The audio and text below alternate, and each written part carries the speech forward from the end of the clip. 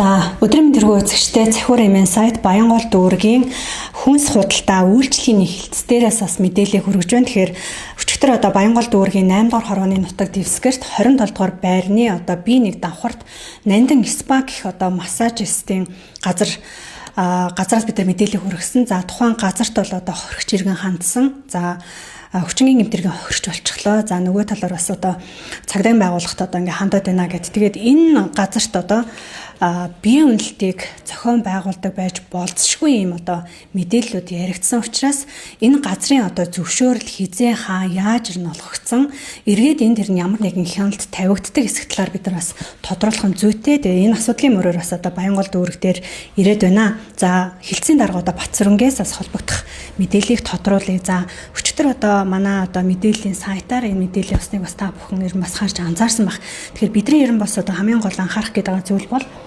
зөвшөөрлөр нь яг яаж олгогдсон бэ? Эргээд энэ дээр ерөн хяналтын тогтолцоо байдгүй тийм ээ. Массажист гэдэг чиглэлээр ажлын юу авчгаад зөвшөөрөл авчгаад цаана нь ийм гэмтэргийн шин чанартай байж олзошгүй ийм ажлууд зохион байгуулагдаад байх шиг ийм нөхцлүүд илэрчлээ. Тэгэхээр эндээс ахлаа мэдээллийг тодруулахгүй юу? За тийм. За өчигдөр сошиалаар бол харсан манай сайтаас. Тэгээ өнөөдөр яг дүүргийн удирдах ажилтны шуурхай зөвлөгөө өглөө боллоо. За тэрэн дээр бол 34 хорооныхоо засаг дарга нарт яг тэршүүлүүлсэн охины мэдээлэлтэй бас уялдуулаад манайх ингээд дүүргийн хэмжээнд байгаа альчаал тайлах төвүүдийнхаа би судалгаа мэдээллүүдийг бүх хорон дарга нарт дахиад бас ингээд мэдээллийг өглөө. За яг тухайлсан өчигдрийн газар дээр бол манай дүүргийн 8 дугаар хороо хөгжил хотгоны 25-ын Б1 байр гээд давхарт байгаа юм альчаал тайлах төв байна тийм ээ. Тэгэхээр энэ бол нэг уянга тамир гээд иргэн ажиллаулдаг юм газар байгаа юм. Тэгэхээр энэ газрын үед зөвшөөрөл авах уугүй гэвэл зөвшөөрлийн тухай хуулинд бол энэ альчаал тайлах төвөнд зөвшөөрөл ямар нэг энгийн болон тусгай зөвшөөрөл авахгүй ямар нэг тийм зөвшөөрөл бол авахгүй. Зөвхөн нийслэлийн иргэдийн хурлын тогтоолоор баталсан журам байгаа. Тэр журмын хүрээнд бол нийслэлд үйл ажиллагаа явуулж байгаа худалдаа үйлдвэр үйлчлэгээ эрхлэгч иргэн болон аж ахуйн нэгж бол дүүргийнхаа энэ хүн судалдаа үржигний хэлцтэй за энэ хорооттойгоо ингээм хамтарч ажиллах зохицуултууд бол байна.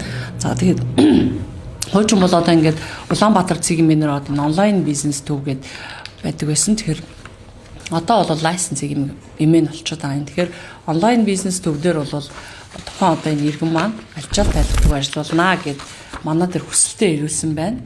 За хүсэлт ирүүлэхдээ бол ер нь анхлын 8 сард хүсэлт ирүүлсэн байна. За тэгээд 2025 оны 8 сард хүсэлт ирүүлээд за 8 сараас 9 сарын хугацаанд бол 3 удаа буцаасан байна. Бичиг баримтын хувьд бол бүрдэл дутуу байна. Хаяг юм шаардлага авахгүй байна гэдэг байдлаар за энэ дээр бол юу бүрдүүлэх вэ гэхээр хамгийн түрүүнд ингээд хог хаягдлын гэрээ ингээд байгуулдаг.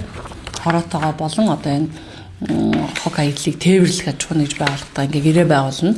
За тэгээд 50 метрийн орчны зураглалаа хийгээд өвлийн цагт бол зас мөсөө цэвэрлэх, за зуны цагт бол хог хаяглаа цэвэрлэх гэдэг ингээд бас нэг юм байдаг.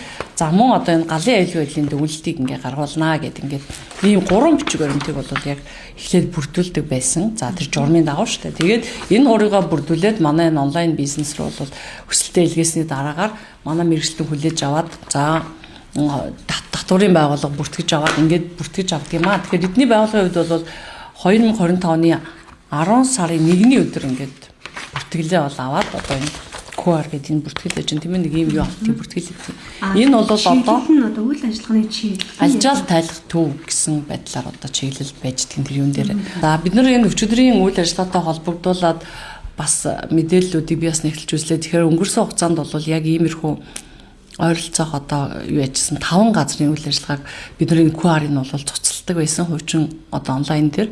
Тэгэхээр энийг бол цуцлаад тэгээд цагдаагийн байгууллагатаа бол албан бичгээр ингээд мэдээллийг явуулаад мэдээж иргэдээс гомдол гарч байгаа шүү дээ. За энэ ийм асуудал болоод байна шүү гэд. Яг энэ кейс дээр энэ альжаа тайлах төв дээр жишээлбэл танад гомдол мэдээллүүд иржсэн үү? Бидний өчигдрийн очисон нөхцөл байдал дээр бол жишээ нь сүүхийн дарагч гэсэн өөрөө ярьжсэн цагдаа нар ирээд бас ороод нэвтрэх гэж оролдоод ингээд явж исэн. Бид нар бол холбогдох газар л зөндөө ингээд мэдээлэл өгдөгөө гэдэг чинь танад ирний чиглэлийн мэдээллүүд ирээд энэ дээр ирнэ ажиллагаа ирнэ явагдчихсан уу? За яг энэ Нандин спа дээр бол мэдээлэл ирээгүй. Ямар нэгэн байдлаар бичих цаасаар бол ирсэн юм алга байна. Зөвхөн яг цагдаагийн байгууллага дээр манай одоо дүүргийн хувьд авч үзэх юм бол мэрэгжлийн алт хүчин байж хад бол дүүргийн засаг даргын харьяанд мэрэгжлийн алт байхад бол байцаагчаа томилоод шалгуулад эрх бүхий албан тушаалтаа очиод зөрчлийн хуулийн дагуу арга хэмжээ авах цаашлаад бүр одоо үйл ажиллагааг зогсоох прокурор хянуулаад ингээд зогсоох арга хэмжээ хийдэг байсан. Одоогийн үед бол дүүргийн засаг дарга дээр бол тийм байцаагч хэрэгтэй хүн бол байхгүй. Алжаал тайлах төв дээр иймэрхүү сэдэлтэй зөрчил гомдол мэдээлэл ирэхэд бол цагдаагийн байгууллагатаа бол мэдээлэл ихний ээлжинд хөрвүүлдэг. Мөн одоо өнгөрсөн хугацаанд бол яг энэ алжаал тайлах төвтэй холбогдуулаад нийслэл рүү энэ бүртгэл бол энэгээр явах нь бол зохимжгүй байна. Бид нар энийг бас нэг жаахан өөр төвшөнд ингэж бүртгэж хяндаг болмоор байна гэдэг юм бас саналуудыг бол явуулж исэн. Танаас ингээд QR-аараа одоо нэгсэндээ зөвшөөрөл гэж тийм ээ авчлаа. Бүртгүүлээд одоо ажиллагаа эхлүүлчлээ. Эргээд эднийх яг энэ чиглэлээр үйл ажиллагаа явуулж байна уу гэдгийг одоо хянах тогтолцоо байна уу? Заавал хин нэгэн гомдол гаргаснаар тийм ээ одоо хохирогч өгөл үлээснээр биш тийм ээ. Ийм байж болзошгүй гэдгийг одоо эргэж хяналтын тогтолцоо зарим байна уу гэдэгт тэр одоо гол анхаарал байна л да. Ахуй үйлчилгээний салбар дээр бол бас яг тухайлаад ингээд хяналт шалгалт хийхэд яг тухайн стандарт бас энэ алжаал тайлах төв дээр бол байхгүй л байна л да. Тэгэхээр нөгөө нэг хяналтын тогтолцоо нь бол би түрүү хэллээ шүү дээ. Тэгэхээр дүүргийн засаг дарагт биш одоо тэр нийслэлийн хяналтын байгууллагууд руу бол хяналт тавих эрхүүд нь ороод ирж байгаа. Бидний хувьд бол дүүрэг бол бүртгэж аавна, бодлогоор энэ хүмүүсийг дэмжин одоо тэгээд үйл ажиллагааг нь бол сайн чиглүүлээд ингээд татвараа бас ингээд нэмэгдүүлэх тал руу бодлого хийж ажиллана гэдэг ер нь чиг үүрэг үндсэн байдаг. Яг үүнтэй танаа энэ сайтаар гарсан тэр охины шүгэл хүлээсэн асуудалтай холбогдуулаад өнөөдөр манай мэрэгчлэн бол яг нөгөө иргэдээс гомдол санал ирж исэн сошиалар бас янз бүрийн сурчлагаа тавьдсан байна. Энэ хүмүүс бол тэгэхээр тэр талын мэдээллүүдийг өмнө ч цуглуулж л байсан. Тэгэхээр тэр мэдээлэл дээр өмнө жилийн явуулж ирсныгаа дахиад баттгаад энэ жил ингээ явуулъя. Одоо хяналт хийх хүмүүс маань одоо хяналтаа игээд залуу охтуудыг бас тийм ажил үйлчлэгэнд бол оруулах бол маш буруу. Энэ дээр бол төр бүрэн анхаарах хэрэгтэй гэдгийг бол бид нар дүүргийн төвшөнд бол бас ярьж байна. Гэтэ энэ бас ганц Баянгол дүүргийн хэмжээнд ч байгаа юм шиг хүмүүс бол ер нь шүлжээ байдлаар ингээд ажиллаж яадаг. Ер нь анзаараад хахад. Тэгэхээр тийм учраас бид нар энэ асуудлыг бол цаашаа бас нэлээ авч шатчтны байгууллагуудад бол бас тавья гэсэн юм төлөвлөлтийг бол өнөөдөр яриад хорооныхонтойгоо чирлээд эдгээрийнхээ саналыг сонслоо. Манай мэржлэнүүд ч бас тэр талаараа ингээ ажил хийгээд менежерээс ч бас чиглэл өгч. Тэгэхээр энэ тал руу бол бид нар ингээ бичих цаасаа холбогдох газруудад хөргүүлээ гэсэн байдалтай байж байна. За одоо лайсенсыг имэн гэдэг одоо нөгөө чөлөөлийн санаачлагын хүрээнд аж ахуйн нэгж байгууллагыг дэмжих гээд ингээ шууд мэдэгдээд эхэлдэг юм үйл ажиллагаа эхлээд 2026 оны 4 сарын 27-наас хойш хэрэгжиж явж байгаа. Тэгэхээр энэ лайсенсыг юм дээр нэг ингээ бүртгүүлж бол хуучин бид нар онлайн систем дээр бүртгэж байхад одоо энэ QR бүртгэлийг бол цуцалждаг байсан байхгүй юу? Ингээд 2 удаа ямар нэгэн санал гомдол ирээ саяных шиг ч юм ингээд ноцтой асуудал бол шууд ингээд цуцлах гэдэг ингээд зохицуулт байсан. Тэгэхээр одоо энэ лайсенс сегмент дээр бол одоогийн яг систем хөгжүүлэлт хийж байгаа. Мэдээж хэрэг сайжрах баг. Тэгэхээр одоогийн яг өнөөдрийн төвшөнд бол биднийх ингээд цуцлыг тэгвэл туслах бол одоогоор товчвол байхгүй байгаа. Тэгэхээр лайсенс сегмент дээр мөн одоо энэ зөрчлийн тухай хуулиар за ямар нэгэн гэмт хэрэг байгаа шүү дээ. Тэгэхээр эрүүгийн болон эрүүл мэндийн эсрэг гэмт хэрэгүүдийг одоо ингээд гарсан тохиолдолд бас энэ мэдээллийг цуцлах юм шаардлага бол амьдралаас урган гарч чана гэж мөн харж байгаа учраас бид нар бас энэ цахим өөрчлөлийнхаа газар мазарлаа саналууд өгөө гэсэн байдлаар ер нь ярилцаад өглөөний урал дээр шийдвэр гараад байж байна. За Бацарнарга тэгэхээр энэ дээр бас нэг юм харагдаж шүү дээ. За тэр нэг зөвшөөрөл гэдэг зүйлийг олгоход нэг 3 төрлийн одоо албан бичиг танаагаас шаардаад байна тийм ээ. Хог хаягдлын одоо нэг хог хаягдлын тухай гэрээ за тэр галын аюулгүй байдлын дүгнэлт 50 метрийн орчны нөхцөл байдлыг л ерөөсөө бүрдүүлчихэд одоо юу ч хийж болохоор юм харагдаад байна шүү дээ. За одоо өнөөдрийн төвшөнд нэгээд хэрэгжиж байгаа хууль тогтоомж хүрээнд аваад үзвэл согтууруулах гумдааны зөвшөөрөл олгоход бол урьдчилсан ажлын байрны дүгнэлтийг бол мэргэжлийн байцаагч нар гаргаж яваа. За мөн тамхины зөвшөөрөл олгоход энэ бол зөвшөөрлийн тухайлаар энгийн зөвшөөрөл олгож байгаа. Энэ дээр бол мөн одоо байцаагч очиод газар дээр нь одоо ажлын байрыг үзэж хараад шалгаад ингээд тамхи худалдан борлуулах зөвшөөрөх юмнуудыг манад өгж байгаа шүү дүгнэлтийг. Тэгэхээр тухайн одоо энэ алжаал тайлах төв дээр бол очиж үзэх одоо тийм тогтолцоо бол байхгүй байна. Урьдчилж очиж үзэх тийм ээ. Тэр чинь одоо тэгэхээр одоо яг л нөгөө хэрэг байх гэдэг шүү дээ тийм ээ. Одоо бас нөгөө энийг бол яг захимаар ингээл бид нар бол ер нь захимаар л харж штэ манай төсөлтөд илгээж ийн бид нар тэр хүмүүсийн бичиг баримтан дээр нь тулгуурлаад бүртгээд авчиж байгаа ийм л одоо тогтолцоо учраас тэрийгээ л хийж байна. Ер нь бас ингээд харахад тухайн газар дээр нь ороод ер нь үзэж харддаг л та. Тэгэхээр бас агааржуулалтын хувьд асуудал байдаг, гэрэлтүүллийн хувьд асуудал байдаг тийм ээ бие нэг рүү очиж байна. Тэгээд тэр хүмүүсийн хөдөлмөрийн одоо нөхцөл шаардлагыг шалгаж идэг хөдөлмөрийн хяналтын байцаагч нар байж байгаа. За хөдөлмөрийн эрүүл ахуйн байцаагч гэх хөдөлмөр халамж үйлчлэгээний газрын харьяа ингээ хүмүүс байж байна. Тэгэхээр хөдөлмөрийн нөхцөл талаас нь бас ингээд хархан зүйтэй юм аа. Энд тэгээд байрны бие нэг давхарт одоо саун ажиллаад бас ингээ чигтэй орчин үүсээд тахаар явандаа нөгөө барилга байшингийн хийж бүтээцэд нөлөөлгөөгүй юу гэх мэтлээ ингээд цаашаа бас амьдралаас үүсэх асуудал бол яг энэ чиглэлээр бол гараад байгаа юм. Тийм ч учраас бид нар бас энэ хөөс судалтай үйлчлэгээний ганц манад өөрч биш бусад бүх дөрвүүд ч гэсэн энэ дээр бол жаахан өөр төвшний хяналт хэрэгтэй байна гэдгийг бол бас өмнө жилүүдэд бол яригадаад хилээд л явуулж исэн албан бичгүүд ч бол уг нь байгаа л да. Шүүл хүлээж байгаа иргэний ярьж байгаагаар бол цохон агуулж байгаа одоо тэр уянга гэдэг иргэн биш үү? Энэ хүн бол одоо ярьж байгаа зүйл нь бид одоо Баянгол дүүрэгт танилтай, талтай чи одоо бүр яаж чадахгүй гэд. Тэгээд нөгөө талаар за бэлгэвчээл нуугаарай.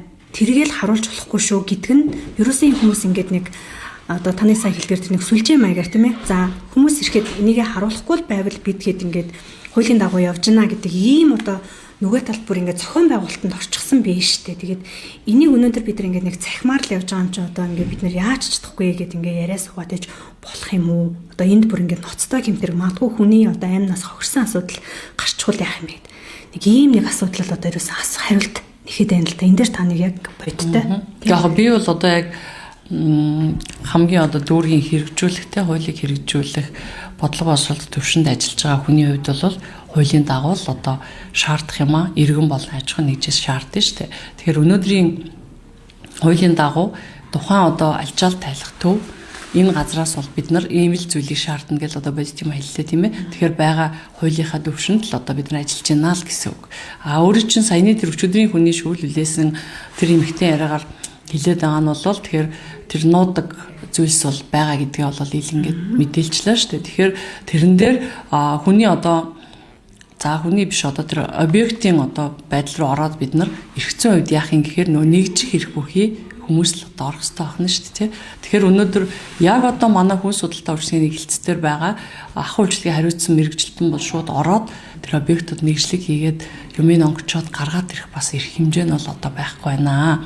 Тийм учраас би өөрийнхөө нөгөө хариуцсан хуулийнхаа хүрээнд хариуцсан одоо ажиллах чиглэлийн хүрээнд танд бол хэлж чинь. Гэхдээ цаашдаа энэ дээр бид нар бодлого барьж байгаагийн хувьд дахин одоо нөгөө бичиг цаасаа явуулъя.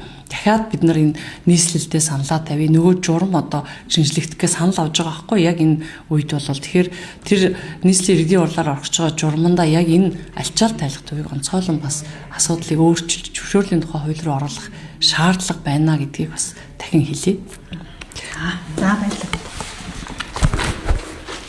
За уг мэдээлэл бол гарахаас өмнө л 2026 оны 5 сарын 24-ний өдрийн 22 цаг орчимд бол Баянгол дүүргийн 8 дугаар хорооны нутаг дэвсгэрт байрлах Нандин спа гэх газарт одоо бусдад хүчнүүд зодуулсан гэсэн хэрэгтэл цагдаагийн байгууллагаас мөрдөнчилгээ ажиллагаа явуулж байна. За уг хэрэгтэй холбоотой шаардлагатай шинжээчийн дүгнэлтүүдийг гаргуулахаар бол одоогоор шүүх шинжилгээний байгууллагад бол тогтоолыг хүргүүлсэн. За бусдыг одоо хүчнэдсэн, зодсон гэх этгээдүүдийг бол олж тогтоосон одоо шалгалтай ажиллагаа үргэлжлээд явж байна. За нөгөө төвөр яг тус одоо нэр бүхий одоо үйл ажиллагаа эрхэлдэг байгууллагыг бол бас мөрдөнчилгээ ажиллагааны явцад бол тодруулах ажиллагаа бол хийгдэж байна. Тэгэхээр яг алжаал тайлах, заяллаг хийх гэсэн ийм үйл ажиллагаа эрхэлдэг зөвшөөрлийг бол бидэнд үзүүлж байна. За уг зөвшөөрлийг бол одоо хариу дүүргийн одоо үйл зүрх үйлчлэгээний хэсрээс олгодог ийм одоо хуулийн зохицуулттай байна. За одоогоор цагдаагийн байгууллагаас хуулиар хүлээсэн чигүүргийн хүрээнд бол одоо бие үнэлгээ зохион байгуулах гэмтрийн шинжтэй хэсгийг тал бүрээс нь одоо бүрэн бодтой тогтоох ажиллагаа бол шуурхай зохион байгуулж ажиллана. Зөвшөөрөл олгочихсан байна гэдэг хэлж штэ тийм ээ одоо массаж одоо юу гэдэг нь холбогдох газар. Тэгэхээр энд одоо яг хуулийн дагуу үйл ажиллагаа явуулж байгаа хэсгийг ерөн хуулийн байгууллага цагдаа нар ямар зүйл заалж журмаар одоо тэгээ товсон хугацаанд дэр нь шалгах хэрэгтэй юм бэ? Энэ дээр ер нь ямар одоо нөхцөлөд юм бэ? За яг энэ алжаал тайллах иллэг гэсэн чиглэлээр бол бас зөвшөөрөл олгодгийг бол одоо цагдаагийн байгууллагын чиг үүрэгт бол байхгүй байна. Тэгэхээр яг дүүргийн үйлдвэр үйлчлэгээний хэсэл мөн одоо төрийн чиг үүрэг бүхий захиргааны байгууллагуудаас бас олгодог ийм зохицуулттай байгаа. Цагдаагийн байгууллага бол одоо хууль заасан үндэслэл журмын дагуу гэмтэрэг зөрчлийн шинжтэй асуудал тухайн одоо орчинд үүссэн байна уу, тухайн орчинд гарсан байна уу гэдгийг л шалгаж тогтоох чиг үүрэг бол хэрэгжүүлж байна. Тэгэхээр одоогоор яг энэ асуудал дээр одоо бие үнэлэх зохион байгуулахыг гэмтэргийн шинжтэй хэсгийг бол тогтоох ажиллагаа яг одоо хийгдээд үл явж байгаа. Тэнд бас яригдсан нэг ноцтой зүйл бол за жишээлбэл одоо сүүхийн дараа гэрэн холбогдох одоо хүмүүс өнгөрсөн жилийн цагдаагийн байгууллага төр нь удаа дараа дуудлага өгдөг. Цагдаа нар ирээд орчхоод за энд бол ер нь одоо хэвийн байна. Ямар нэгэн хууль зөрчсөн юм нөхцөл байдал байхгүй байна гэдэг ийм одоо зүйл хийлээд явчихдаг байсан гэдгийг ярьжсэн. Өмнө нь ер нь танаагаас энэ дээр очиж шалгалж үйл хий. Яагаад тухай дээр нь те хэвийн байна гэдэг ийм ер нь тайлбарыг өгөөд явсан юм бол. За цагдаагийн байгууллагаас бол одоо журамт заасны дагуу бол тодорхой одоо газруудад кино шалгалтыг зохион байгуулдаг ажилтдаг ийм зохицуул чиг үүрэг бол байна. За энэ хугацаанд ч гэсэн магадгүй иргэдээс тийм мэдээлэл өгсөн бол манай цагдаагийн байгууллагаас очиж кино шалгалтыг зохион байгуулсан асуудал бол байгаа бах. Гэхдээ нөгөөтэйгүр одоо шууд одоо төрийн эрх бүхий байгууллагаас олсон зөвшөөрөлтөй үйл ажиллагаа явуулж байгаа. Зөвхөн нэг цагдаагийн байгууллагаас очиод хаах зогсоох ийм чиг үүрэг бол байхгүй байна. Гагцхүү түрүү хэлсэн нөгөө хуулиар хэрэгжүүлэх чиг үүргийн хүрээнд гэмтэрэг зөрчлийн шинжтэй асуудал тогтоогдсон тохиолдолд шалган шийдвэрлэх ажиллагаа явуулах юм л зохицуулттай.